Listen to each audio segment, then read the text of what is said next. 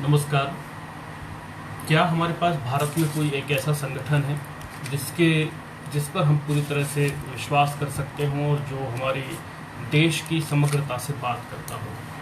क्या समग्रता से बात करने का अर्थ सिर्फ हिंदुओं के बारे में बात करना है, या समग्रता से बात करने का अर्थ भारत के रहने वाले तमाम अन्य धर्मावलंबियों के बारे में भी बात करना है? इन प्रश्नों के साथ में आज हम डिस्कशन करेंगे। अभी ये विचार इसलिए आया क्योंकि राजनीतिक दलों को हम अपनी सोच का अगर प्रतिनिधित्व माने तो ये हमारी चूक हो, क्योंकि भारत एक समाज प्रधान देश है जहाँ सामाजिक मान्यताएं मर्यादाएं अति बड़ी होती हैं बजाय किसी राजनीतिक स्टेचर में।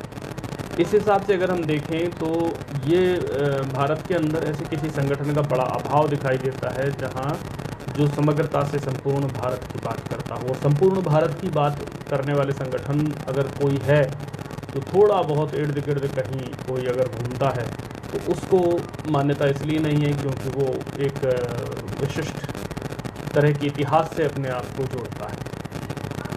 एक ऐसे संगठन के अभाव में एक भारत जैसा जो विचारवान देश है, जो आध्यात्मिक देश है, ये इकोनॉमिक सिर्फ देश नहीं है, जीवन के समग्र जीवन की जो कुल जो ज़रूरतें हैं, जो बिलोंगिंग्स हैं, जो उसकी अपनी ये जोड़ तोड़ हैं या जुड़ाव हैं, उन सब का सिर्फ 15 से 20% हिस्सा ही इकोनॉमिक या फाइनेंशियल होता है।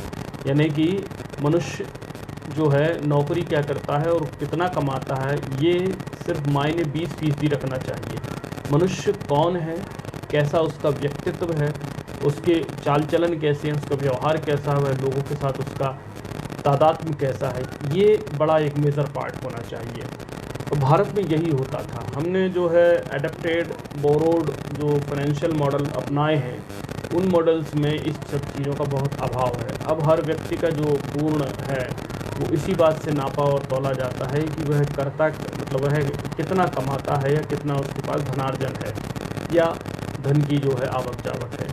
तो ऐसे में होता ये है कि यहीं पर फिर इसी से जन्म लेते हैं एक नए तरह के आर्थिक जातिवाद के नए जो विभेद, जिनमें हम बात करेंगे EWS टाइप की, जो अपने मकानों के सामने ठप्पा लगा देना कि मैं MIG हूँ, मैं HIG हूँ, मैं LIG हूँ, मैं EWS हूँ। इन सब चीज़ों का बहुत ही सिरे से इनको खारिज किया जाना चाहिए। अपने घरों की जो फ्रेमिंग है, अपने घरों की जो पहचान है, प्रतिनिधित्व है, वो इस तरह की चीज़ों से नहीं होना चाहिए। बहरहाल हम फिर से अपने मूल विषय पर आते हैं। इसी सब चीज़ों को लेकर के कोई एक सोच विचार करने वाला संगठन होना चाहिए जो समग्रता से इस तरह की चीज़ों तक पहुंचाए, जो सोचता हो, जहां पर विचार विमर्श चलता हो। पर ऐसा है नहीं है, मिलते नहीं लोग। ये बड़ा संकट है कि भारत के अंदर एक ऐसा कोई संगठन नहीं है, ना कोई संगठन इस तरह के बनाने की कहीं कोई पहल है। होनी चाहिए, की जानी चाहिए।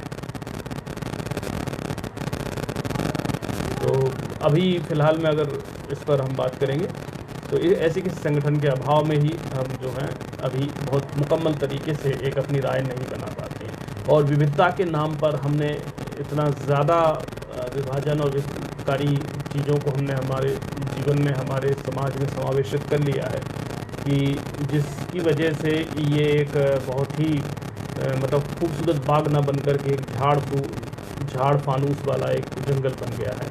इससे भी बचने की आवश्यकता है। बहरहाल रोज़ की तरह आज हम एक नए विषय पर आए थे। कल हाजिर होंगे या हो सकता है और अगले लाइव में जब भी आएँ तो बात करेंगे भारत में रोज़गार और बेरोज़गारी को लेकर के। रोज़गार क्या है, बेरोज़गार क्या है। शुक्रिया, नमस्कार।